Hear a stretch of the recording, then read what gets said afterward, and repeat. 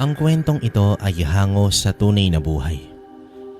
Karanasan ito ni Benji, taong 1969. Walang eksaktong lugar, Masbate. Magandang araw sa iyo, kabaryo. Una, ay nais kong magpasalamat sa walang sawa po ninyong paglapag ng magagandang istorya sa inyo pong channel. Dahil po sa inyong programa, na iparating ninyo sa inyong mga tagapagsubaybay ang mga nakatagong lihim ng mga aswang, pati na rin ang tungkol sa mga agimat at mutya. Noong una kong napakinggan ang inyong istoryang itinampok, sobra po kong nasiyahan at natakot sa mga kwentong narinig ko. Masaya po kong maibabahagi ang isang istoryang ngayon ko lamang pong bubuksan.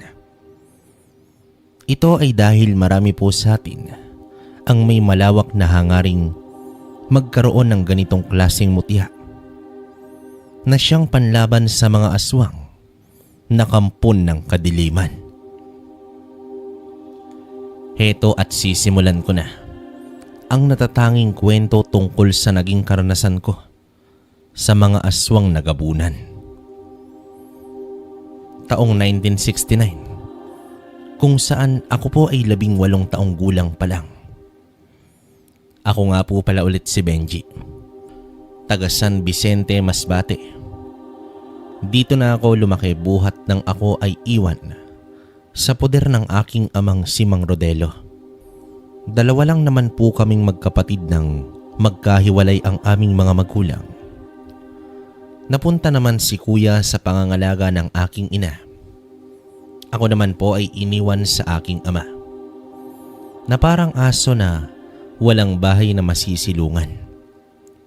Kahit pagkain na ilalaman sa aming kumakalam na sikmura, ay wala kaming mahanap. Isa kaming parang pulube na humihingi ng tulong sa mga taong dati naman ay natulungan ni tatay. Magmula rin ang magkahiwalay sila ni nanay, naging mainitin na ang ulo nito. Madalas iniiwan niya ako at sa gabi, ito bumabalik. Nawalan na rin po kami ng balita tungkol kay Kuya Emil at Nanay Bina.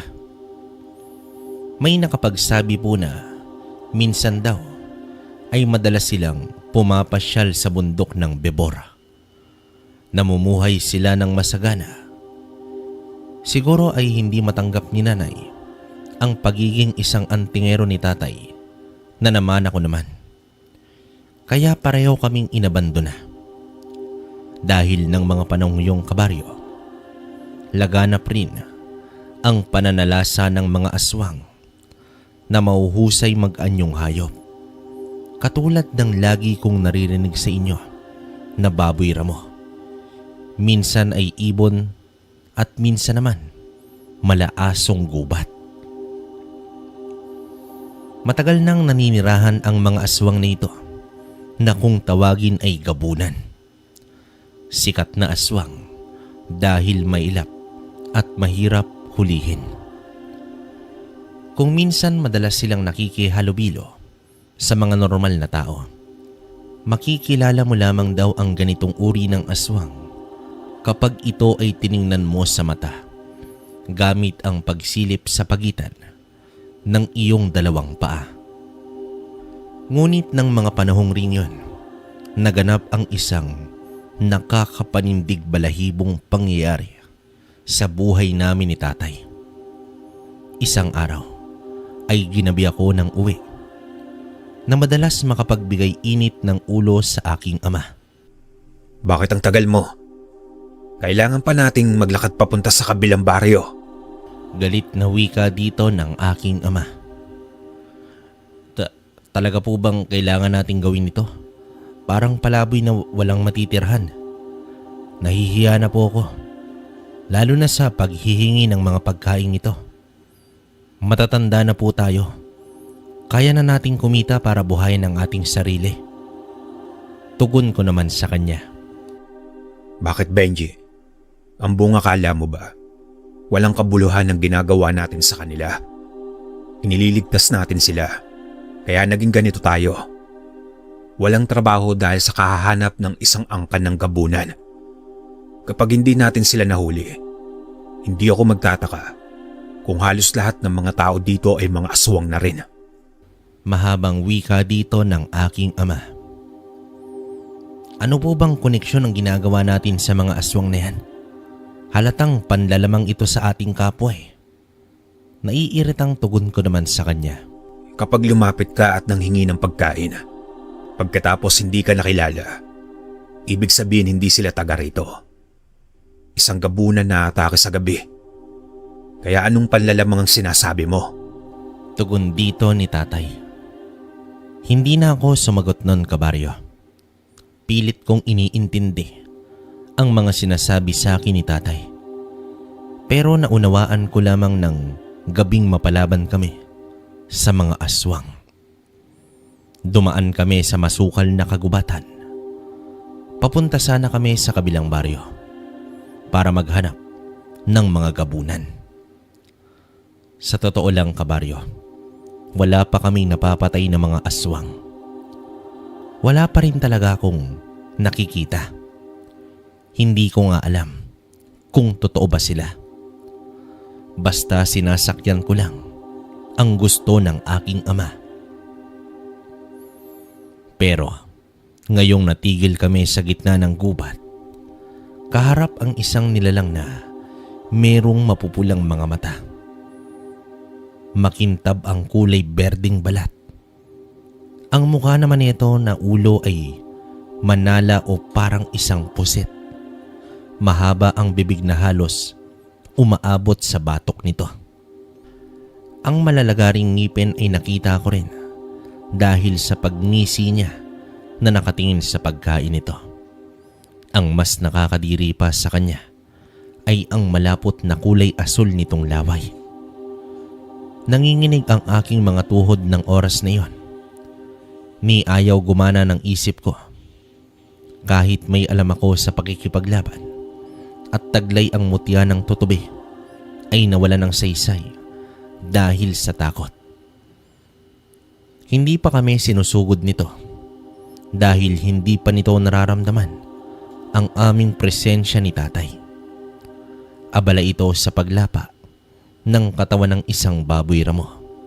Kitang-kita ko rin noon kung papaanong hinuhugot ng halimaw ang laman loob ng baboy. Pati ang pag-inom nito ng dugo ng hayop. Nang akma na sanang papanain ito ni tatay, ay biglang nawala ang gabunan. Hindi namin alam na nakita na kami ng aswang na yon. Kumisap lang ako ng mga mata. Nakita kong nasa harapan ko na ito. Naramdaman ko ang pagkagat nito sa balikat ko. Masakit na parang pinupunit ang laman ko. Agad na kumilos ang aking ama para patamaan ito ng pana sa may dibdib. Pero naglaho na naman ito. Sa biglang paglitaw, binigyan ito ng malakas na suntok si ama. Bumagsak naman ito sa lupa. Halos mapaigik ito sa sobrang sakit. Maging ang hawak nitong pana ay nabali na din. Pagharap sa akin ng gabunan, ako naman ang isinunod nitong atakihin. Dahil sa umaagos na dugo sa aking katawan, kaya naman lalo itong nagwala. Tumakbo ka na, Benji, anak. Iligtas mo ang sarili mo. Hindi ako tatakbo, tay. Lalabanan ko siya. Hindi po ba't kayong nagsabi na dapat silang lipulin? Hindi pa ako natatapos magsalita nun nang biglang lumitaw sa aking harapan ng gabunan. Naramdaman ko ang pagbaon ng mahaba nitong kuko sa aking tiyan. Kahit anong gawin kong pagmamatigas para labanan ang halimaw na yon, ay kusang bumibigay ang aking katawan. Nakikita ko namang pilit na gumagapang ang aking ama papalapit sa akin. Pero maging ito ay hindi na makatayo pa. Malalim ang naging sugat nito sa likod dahil sa tumamang kahoy sa katawan nito. Hinawakan ko naman ang aking kwintas. Saka ako dito umusal ng orasyon. Pagkasambit ko sa orasyon na yon, ay nakita ko ang biglang pagliwanag ng aking suot na mutya. Napataklob ito sa sariling mga mata. Sinamantala ko ang pagkakataon. Mabilis kong dinampot ang hawak ni tatay na pana. Ubod lakas kong hinila ang taling may bala ng palaso. Sa pagbitiw ko ng armas ay tumama iyon sa dibdib ng halimaw. At kahit maglaho ito sa aking paningin, ang naging palatandaan ko para malaman kung nasan siya nagtatago ay dahil hindi nito kayang isama ang palaso sa paglaho.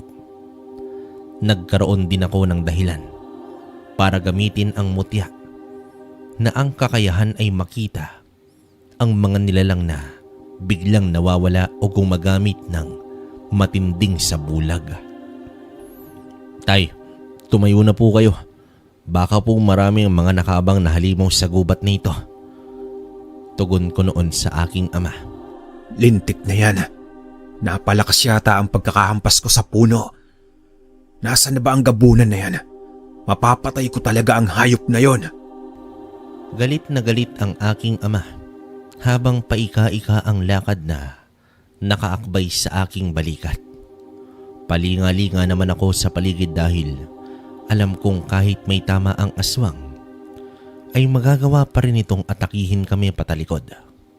Kaya lang, ang naiwang palaso sa dibdib nito ay sapat na para magpahirap dito ng lubusan. Hanggang sa ito ay mamatay, naglagay kami ni tatay ng lason sa dulo ng palaso. Isang lason mula sa kamandag ng kobra. Kaya anumang oras, bigla itong ititirik ang mga mata at kikisay ang buong katawan. Bagay na hindi nga ako nagkamali. Naramdaman pa namin ni tatay ang pagtama ng malaki nitong katawan sa aming paanan. Sa bigla nitong paglitaw sa aming harapan ay matigas na ang katawan nito. Nakatirik ang mga mata at bumubula ang bibig. Nilampasan namin ng lakad ang wala ng buhay na gabunan. Hindi naman namin alam na iyon pala ang isang malaking pagkakamali na aming nagawa. Dapat sinunog namin ang katawan at hindi namin bastang iniwan dahil nakita iyon ng ama ng gabunan. Dala ng matinding galit ng pinuno ng aswang, ang lahat ng karatig baryo ay nakatikim sa mabagsik na ganti ng amang nawalan ng isang anak. Hinanap nito ang lahat ng mga ngasong nagmamay-ari ng palaso. Pero dahil nasa kabilang baryo kami ni tatay, hindi namin nalaman ang mapait na sinapit ng aming kanayon. Pati ang mga taong tumutulong sa amin dati ay pinatay rin ng mga kampon ng kadiliman, habang kami naman ay nananahimik sa kabilang lugar. Ano po kayang klase ang lugar na ito, tay? Parang bihira ang tao. Ano kaya ang ibig sabihin ng mga marka nila sa labas ng kanilang mga pintuan? Usisa ako noon sa aking ama. Isa iyang palatandaan ng pagiging sagradong pintuan laban sa mga aswang na gabunan. Ang hugis bilog na kulay puting pintura at may 3 tuldok na kulay pula sa gitna ay indikasyong nakikisama sila sa mga gabunan.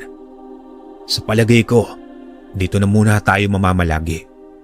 Walang bahay tayong matutuluyan.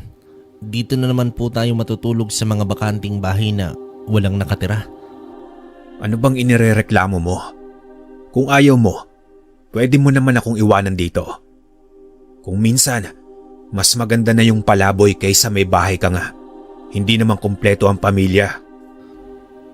Uupo na lang sana kami sa maliit na kubong may sira ang bubong, nagawa lamang sa pawid, nang biglang dumating ang isang matandang lalaki. Sa suot nitong salakot, puting t-shirt na binagayan ng kupasing pantalon na butas-butas. Masasabi kong katulad namin ay isa rin itong dayo.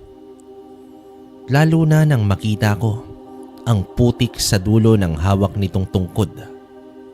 Habang habol ang hiningang halata na nagmula sa malayong paglalakad. Kakausapin ko naman sana ang matanda nang bigla kaming pinagbabato ng mga batang napadaan sa lugar. Pinagtawanan kaming tatlo na may hawak-hawak pang malalaking bato. Tinamaan naman ang matanda sa ulo. Umagos ang mapulang likido sa mukha nito. Baliwalang nakatingin lang ito sa tatlong batang lalaki. Nang makita ng mga bata ang hindi pagkurap ng matanda, ay nag-unahang kumaripas ng takbo ang mga ito. Para bang nakakita sila ng multo at nagmamadaling itinapon ang mga hawak na bato sa gilid ng daan. Habang ang aking ama naman ay abala sa paglilinis ng sugat nito sa likod. Saka ko lang din napansin ang mga sugat sa aking tiyan na walang tigil sa pagdurugo. Pati na rin ang kagat sa aking balikat. Siguro ay ganun talaga. Hindi ko agad napapansin ang sakit hanggat hindi ko nakikita ang sugat niyon. Saka lang naramdaman ko ang pagod. Pamimigat ng talukap ng aking mga mata. Hindi ko na namalayang nawalan na ako ng malay. Bumagsak na ako sa bangkong kinauupuan ko. Tuluyan ang nagdilim ang paningin ko ng sandaling yon. Hoy gising! Gumising ka na, Benji! Narinig ko naman ang boses ng aking ama. Habang nakapikit ang mga mata ko, nararamdaman kong medyo maayos ang hinihigaan kong lupa. Dahan-dahan akong nagmulat ng mga mata. Nakita kong wala na kami sa kubong kinauupuan ko. Maliwanag ang paligid na parang isang araw akong nakatulog. Bumangon ka nga dyan.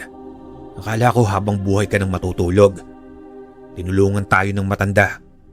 Ipinagamit na muna niya sa atin ang bahay na ito. Bantayan lang daw natin ang kanyang pananim na gulayin. Akala ko po walang balak magsalita ang matanda kahapon.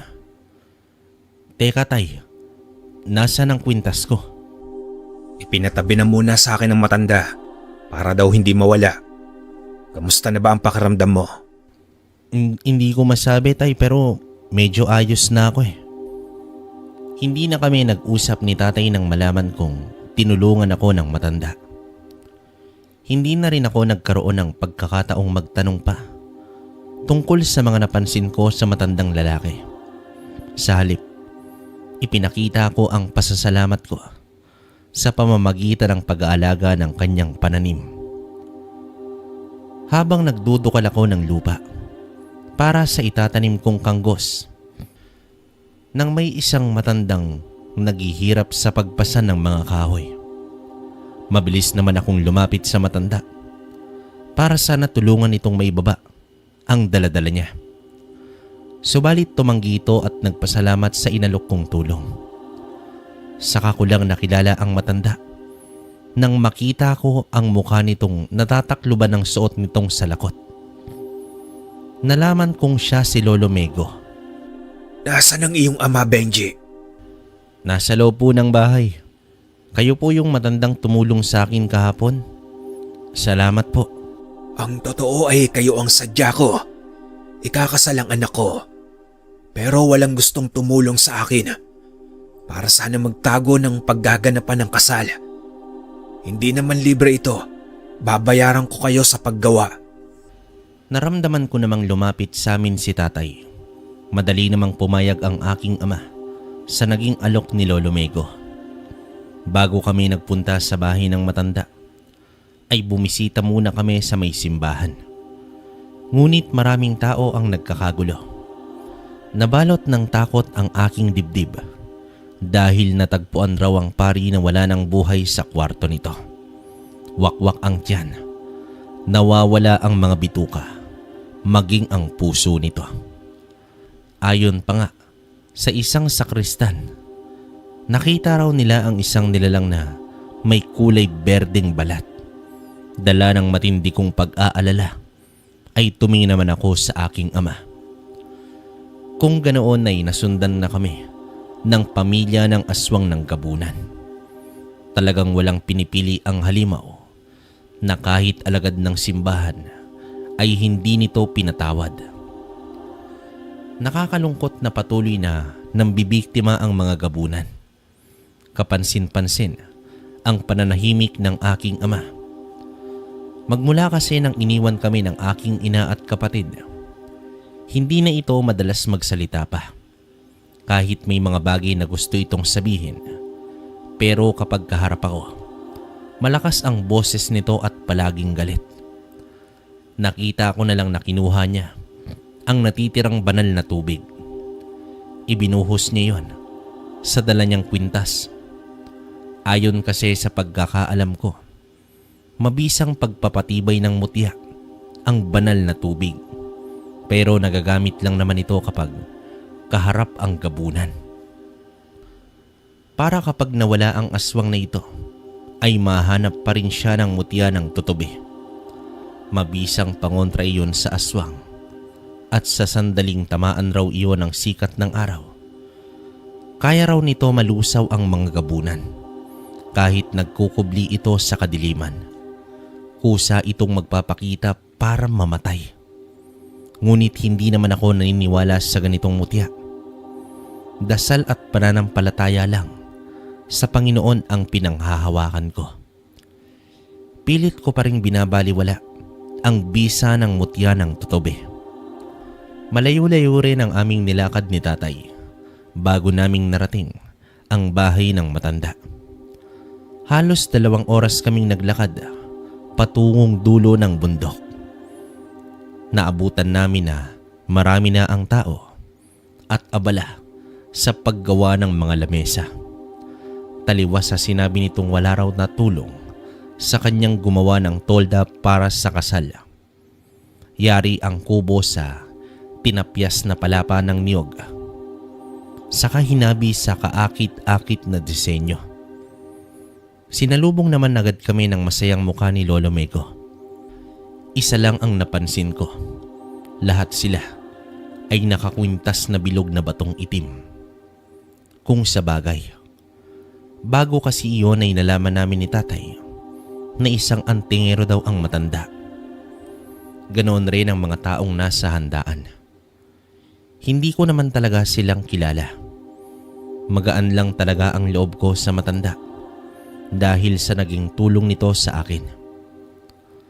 Nakita ko rin ang ikakasal na nakangiting sumalubong sa amin ni tatay. Sobrang ganda niya, kabaryo. Bumagay sa kanya ang pangalang Adelina. Ang mapapangasawa naman ito ay si Ruel. Makisig at matikas rin ang pangangatawan. Nalaman kong isang pamilya lang sila. Walang ibang taong nakalahok maliban sa aming 2 mag-ama. Sa kauna-unahang pagkakataon, nakitaan ko si tatay ng pagkabalisa dahilan upang magsalita ito ng tungkol sa kanyang mga nararamdaman. Wala akong tiwala sa mga galaw ng tao. Maging handa ka. Alalahanin mong maraming gustong pumatay sa atin. Nagkalat ang aswang na gabunan dahil sa pagkakapatay natin sa anak ng pinuno. Pero hanggat wala silang nagiging kilos na kakaiba, sakyan lang natin ang kanilang palabas. Malakas talaga ang pakiramdam ng aking ama. Kaya katulad ng nasabi nito, naging malikot ang aking mga mata. Kung sakali, ano bang ikinakatakot ko? May dala kaming mutya at maliit na pana na panlaban sa gabunan. Bukod pa ron, may dala rin kaming sagradong tubig. Lolo, ano po bang oras gaganapin ang kasal? Tanong ko dito. Hindi ba't namatay yung pari kanina? Kaya mamayang gabi sa kabilugan ng buwan, gaganapin ang kasal. Hihintayin pa kasi ang lalaking magkakasal sa anak ko Saka na lamang sa pari kapag may pumalit na. Pero narinig ko kanina, habang nagluluto kami ni tatay, wala raw darating na ibang bisita para magkasal sa anak nito. Dahil takot ang mga tao sa pamilya nila. Ngunit binaliwala ko pa rin ang aking mga narinig. Ako lang marahil ang nag-iisip ng masama para takutin ang sarili ko. Umalis na tayo dito, Benji anak. Hindi ko talaga gusto ang pakiramdam ko sa lugar na ito. Tay naman, kung hindi po pala kayo komportable, bakit pumayag ka sa alok ng matanda? Malayo pa naman ito sa bahay natin. Malay ko bang ganitong okasyon ang mapupuntahan natin? Kapag nagkataon, para tayong daga na pumasok sa lungga ng mga pusa. Matapos nun, bandang 9:00 na ng gabi, ay wala pa rin ang taong tinutukoy ng matanda. Kaya naman nagpasya na nga kaming magpaalam kay Lolo Mego. Ngunit paglabas namin ng kubo, ay wala ng mga taong nagkakasayahan sa labas. Wala na ang mga banderitas na siyang inaayos namin kanina. Napakatahimik ng paligid. Madilim at tanging huni lang ng mga ibon ang maririnig mo. Maliwanag rin ang sikat ng bilog na buwan. Habang binabalot ng kaba ang aking dibdib, kitang-kita ko naman ang pagkabalisa sa mga mata ni tatay. Namumutla ang mukha nito na parang masyadong nag-aalala. Hindi naman ganito si tatay. Madalas pa nga ay ito pa ang pumupunta sa kuta ng mga aswang. Napahawak naman ako sa kamay niya at walang kaabog-abog na mabilis naming nilisan ang lugar na iyon. Tinakbo naming mabilis ang daan patungo sa aming tahanan. Bakas sa bawat paghinga namin ang labis na takot. Lalo na nang maramdamang namin na may sumusunod sa aming mga nilalang na nagtatago sa kakawian. Wala rin si Lolo Mego, maging si Adelina. Lahat ay kakaiba ng gabing yon. Tay, bilisan mo ang takbo. Diyos ko, ano bang nangyayari? Hindi ko maipaliwanag ang nararamdaman kong takot. Dahil naman sa pagmamadali naming tumakbo, natapon rin ang dala kong banal na tubig. Halos manginig ang buo kong katawan nang bumagsak sa harapan namin ang isang malaking aswang na gabunan. May tangan pa itong mata. Sa kabilang kamay ay nakakalawit ang laman loob ng tao. Tumutulo ang malapot na dugo sa kamay na nagpalitaw sa mabahong singaw ng paligid. Nakakasulasok na amoy na sumasama sa hangin. Nagmuka itong si Lolo Mego. Nakangiting nilunok ang mata galing sa kung sino mang nabiktima nito. Bakit daw kami tumatakbo at umalis ng walang paalam? Hindi ko naman malaman ang aking gagawin dahil natitiyak kong nasa paligid lang ang mga kasama nito.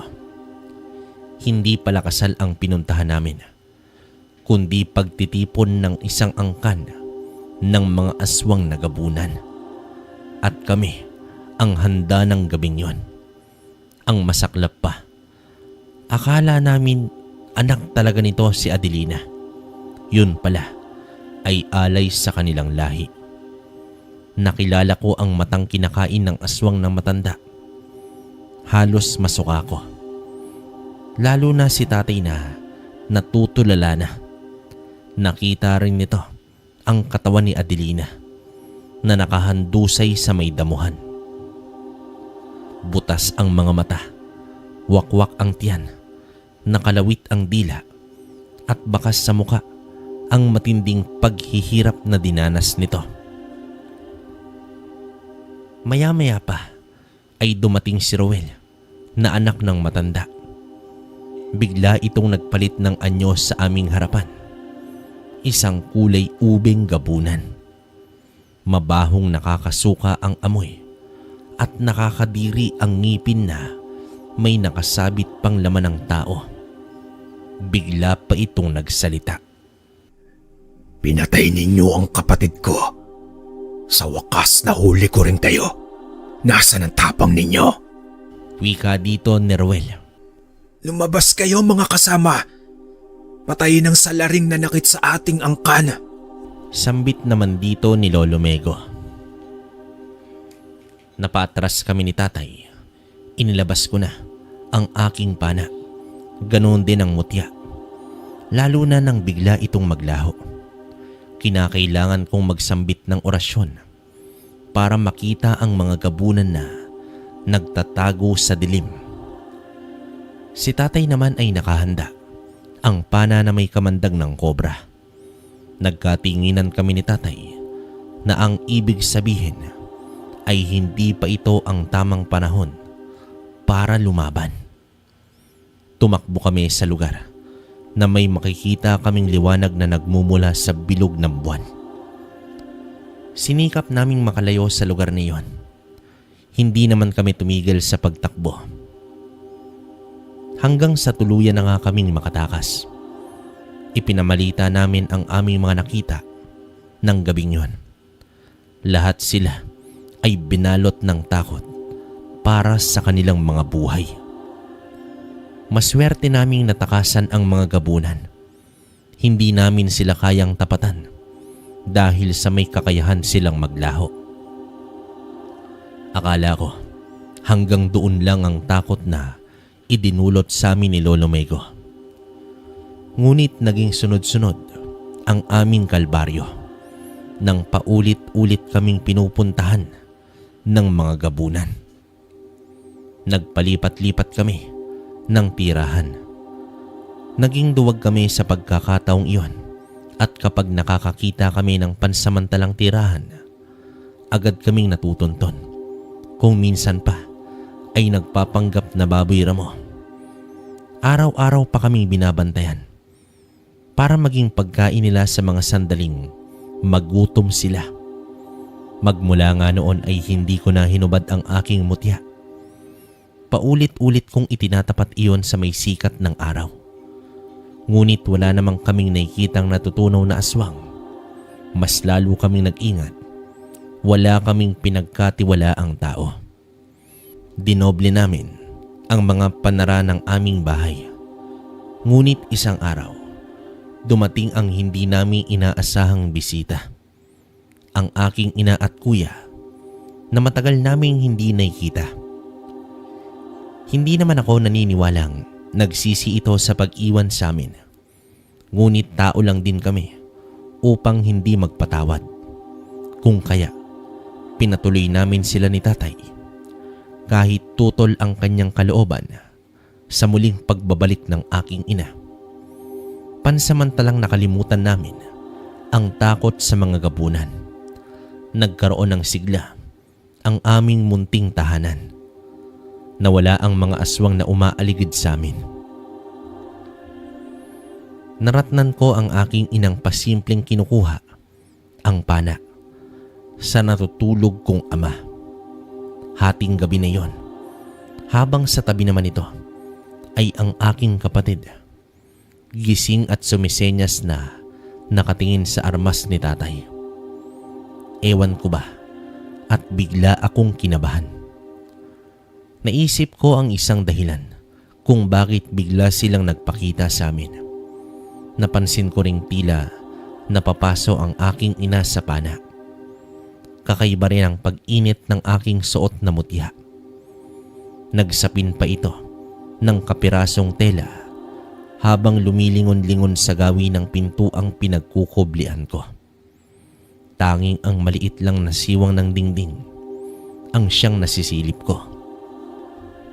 Sapat niyon upang matuklasan ang isang bagay. Ang katotohanang pilit kong isinasantabi.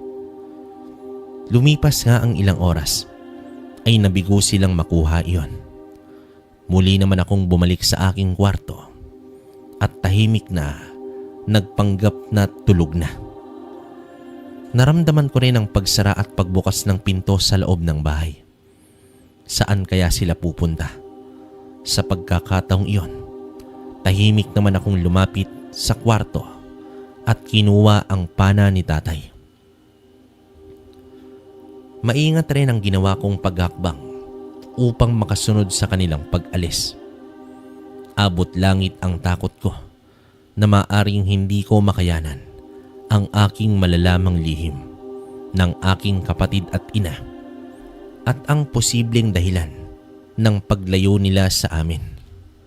Halos 30 minutos nang huminto sila sa gitna ng gubat. Nagtago naman ako sa kakawiyang may nakadikit na malagong halaman. Dito natanaw ko ang isang baboy Ramona naghihintay sa putol na puno ng santol. Nagbago ang anyo nito at naging si Lolo Mego. Halos hindi ako makapaniwala sa aking mga nakita. Ano kaya ang kaugnayan nila sa aking ina at kapatid? Halos humingal ako sa sakit na aking nararamdaman. Wala sa loob ko na nahaplos ko na lamang ang aking kwintas. Dinig na dinig ko ang kanilang pag-uusap. Nalaman kong ito pala ang bisitang ipinapasundo ni Lolo Mego nang gabing nasa bahay nila kami. Halos konting oras makikita sana namin ang aking nanay at kapatid sa tunay nilang itsura. Ang pagbabalik nila ay upang kuhain ang mutya at pana. Hindi na sila ang aking pamilya dahil sa ibang angka na sila kabilang. Ganoon kalakas ang epekto nito sa kanila at lahat sila ay nagkagulo ng malamang nasa amin ang kwintas na iyon. Ito rin ang naging mitsa ng buhay ng paring pinatay noong nakaraang araw. Kaya pala naroroon din ang banal na tubig upang maproteksyonan sana ang pare. Narinig ko rin na bukas gaganapin ang pag-aalay. Ito ay ginaganap tuwing kabilugan ng buwan. Ang aking ina at kapatid ang tumutulong sa mga gabunan. Isang samahan ng mga aswang na binabahugan o pinapakain ng hilaw na karne ng mga tao. Halos mabaliw na ako sa galit. Masasama sila tila mga halimaw na nagkukubli sa magandang lugar ng Masbate. Hindi ko lubos maisip kung paanong naging gabunan ang aking ina at kapatid. Matagal akong namalagi sa punong yon. Walang kaalam-alam sila nanay at kuya na alam ko na ang lihim nila. Kaya ba nila kami iniwan dahil aswang sila o pinalaki nila ako upang ialay ang katawan kay Lolo Mego? Saan ka ba galing, Benji anak? Sinundan mo ba ang iyong ina? Kung ganun po, alam ninyong tungkol sa kanila. Pamilya pa ba natin sila, tay? Matagal na silang namatay. Hindi na sila ang iyong kapatid at ina. Dahil ang mga biktima ng gabunan ay itinatali sa puno ng saging at saka magpapadala ng kopya o kamukha ng kanilang biktima na magpapanggap na may sakit pagkauwi. Ito ay para linlangin ang mga pamilya ng kanilang pakay at upang hindi sila paghinalaan. Ayaw kitang saktan, pero pinatay nila ang asawa ko at anak. Tikom naman ang aking bibig na diretsong pumasok sa aking kwarto. Tinawag naman ako ng aking ama, ngunit hindi ko siya magawang tingnan. Nang hihinayang ako sa mga araw na iniyakan ko ang pagkawala nila. Kinabukasan ay hindi ko na ulit nakita ang aking ina at kapatid. Balitang-balita sa bayan na may nawawala raw na taong hinihinalang kinuha ng mga aswang. Batid na rin ng mga taga-Masbate ang sunod-sunod na pagkawala ng mga tao sa kanilang lugar. Subalit walang may lakas ng loob na kumalaban sa mga aswang na ito hanggang napagpasyahan namin ni tatay na tapusin na ang kanilang pambibiktima. Kahit alam ni tatay ang tungkol sa pagiging aswang ng aking ina, iba pa rin na siya mismo ang makakita.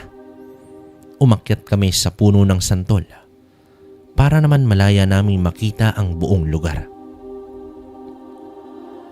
Mula nga sa itaas ng puno, tanaw namin ang mga nagsasayawang mga tao sa harap ng apoy. May tugtog ng isang tambol na nakakakilabot ang nililikhang tunog. Hihintayin namin ang pagsikat ng araw upang sabay-sabay silang matunaw.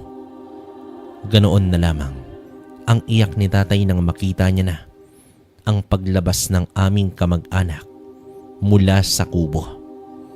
Dala nito ang sariwang katawan ng taong naiulat na nawawala sa bayan. Ngunit nagkagulo nang dumating ang ama ng biktima. Dahil higit 10 ang bilang ng aswang nagabunan. Natalo ang matanda at ginawang hapunan ng mga halimaw. Kitang-kita ko kung papaano nila kinain ang laman loob nito. Habang lumalabas ang dugo sa bibig at ilong ng matanda, gumagalaw pa ito ng dukutin ang puso. Sa kanilang taka ni iyon nang nag-aagawang angkan ng gabunan. Habang si Rowel naman ay nakasubsob sa bahaging tiyan ng kaawa-awang biktima. Pagkatapos nilang kumain, ay tila walang nangyari at nagpatuloy sila sa kanilang pagsasayaw. Parang tinatambol ang aming puso nang makita namin ang paghawi ng ulap at lumiwanag ang paligid. Lumakas ang mga hiyawan ng labis na tuwa. Lahat sila nakatingala na tila sinasamba ang buwan. Hanggang lumitaw na ang tunay nilang mga itsura bilang isang gabunan. Mahaba ang mga kuko at nagmimistulang humahaba ang kanilang mga pangil sa bibig.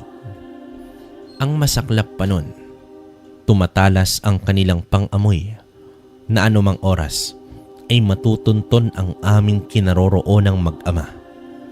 Ngunit kailangan naming magbuwis ng buhay upang hindi na sila makapangbiktima. Halos mahulog naman kami ni tatay sa itaas ng puno nang lahat sila ay napatingin sa gawi namin. Pinagtatawanan ang aming itsura habang ang iba ay napapalukso pa. Sagana raw sila sa pagkain.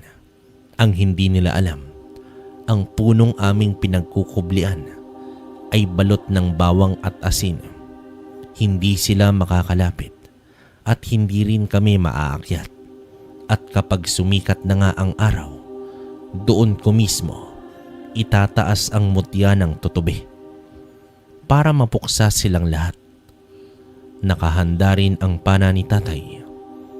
Wala itong tigil sa pagpapaulan ng palaso.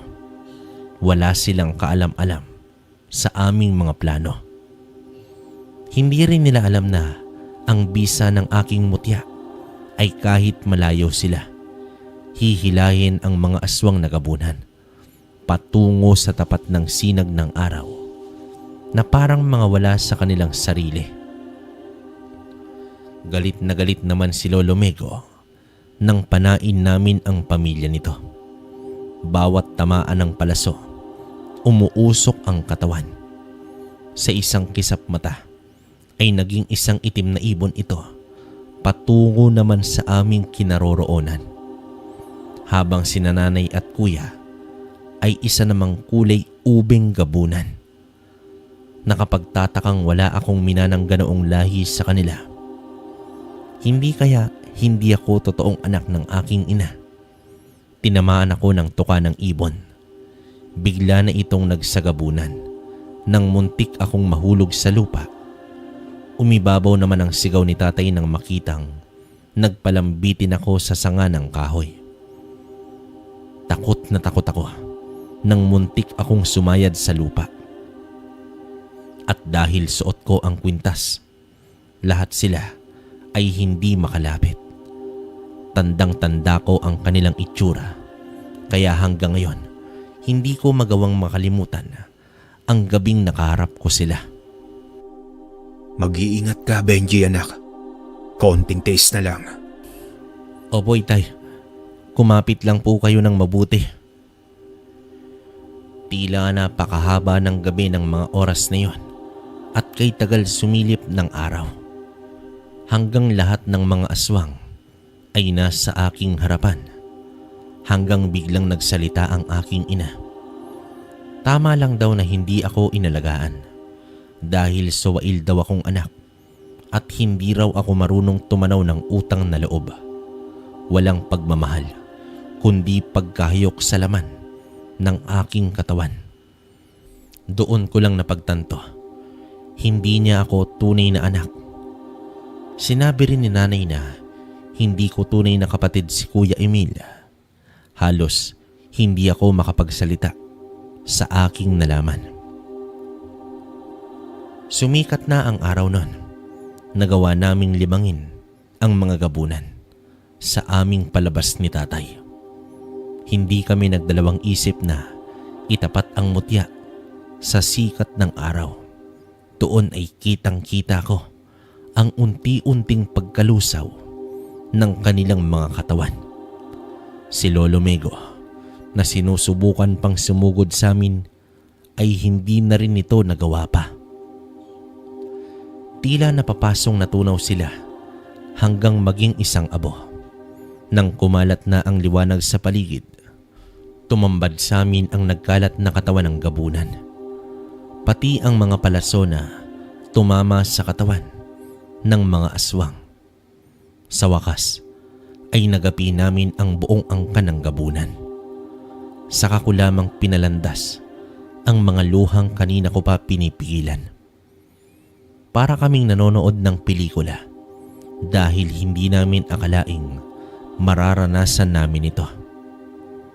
Magmula noon, kabaryo, hindi na nagkaroon pa ng biktima ang mga gabunan. Naubos ang kanilang lahi at namuhay kami ni tatay bilang isang palaboy na naghahanap ng lugar na puno ng mga aswang.